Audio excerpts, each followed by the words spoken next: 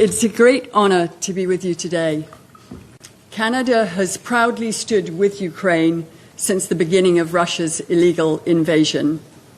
Our country is home to 1.4 million people of Ukrainian descent. Canada and Ukraine are deeply connected. As my husband said in Sofia Square on Ukrainian Independence Day, your fight is our fight, your struggle is our cause, and your independence will be our victory. Canada will always stand in solidarity with Ukraine. As we have heard, in this war, Putin has targeted some of the most vulnerable populations. It is incomprehensible what the thousands of abducted Ukrainian children and their families are living through. As a mother, I simply cannot fathom the horror. What these children have endured is more than unjust, it is inhumane. I want to share with you the story of Ilia.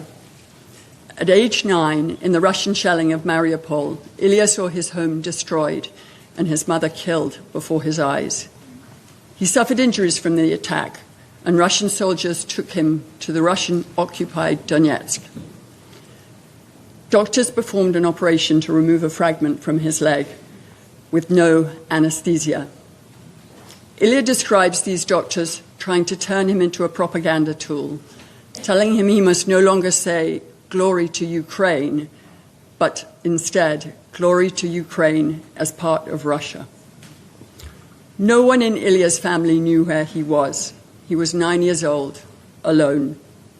Ilia's grandmother learned of his location only because she saw him in a Russian Federation video of the hospital. With her relentless determination, she secured his return. But the suffering that he endured cannot be undone. As his grandmother describes, he had a school, he had a home, he had a mother, and he lost all of that, his entire childhood. His story is the cost of this war, and tragically, as we have heard, his story is not unique. It is the story of thousands of Ukrainian children. It is what brings us here today. This is the tragedy and the mission that unites us all. I too would like to commend First Lady Melania Trump for addressing the return of Ukrainian children directly to Vladimir Putin in a letter hand-delivered by President Trump. Putin must understand that we know of his barbaric campaign of abducting children to indoctrinate them, forcing them into Russian schools where they must undergo military training, subjecting them to war propaganda, and attempting to erase their Ukrainian identity by forcing them to take Russian citizenship. They are not Russians. They are proud Ukrainian children, children who must be reunited with their families.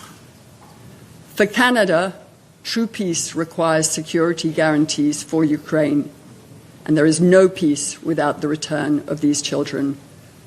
We will never erase the pain they have faced, but we can bring them home. Together with our allies, Canada will never relent from this mission until it is complete. Thank you. Merci.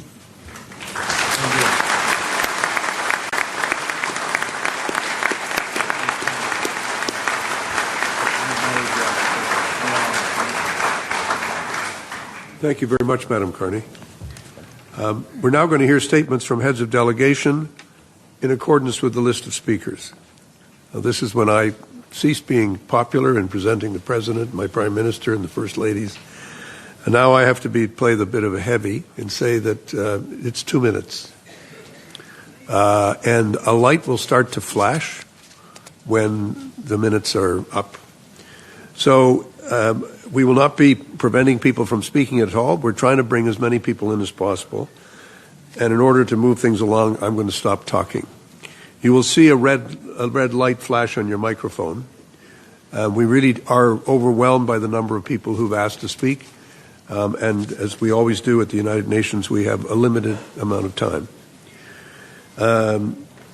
So I now give the floor to the representative of the Kingdom of Belgium, Queen Mathilde, the Queen of the Belgians.